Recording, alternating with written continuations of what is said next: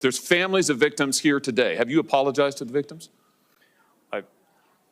Would you like to do so now? Well, should Zuckerberg maybe take, I don't know, he's got 141 bill, it's probably not all liquid. Could he take 500 mil and figure out ways to compensate some of the young women who have been hurt by some of this stuff? And by the way, it's not just girls, although they were mostly focusing on that.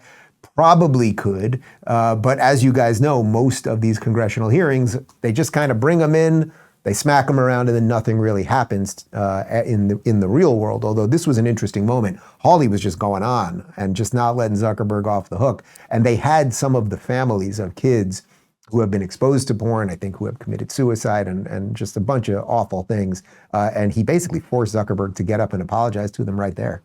So let me ask you this. There's families of victims here today. Have you apologized to the victims?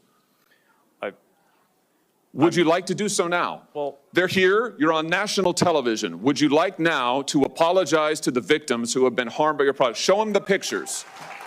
Would you like to apologize for what you've done to these good people? I'm sorry for everything that you've all been through. It's terrible. No one should have to go through the things that your families have suffered.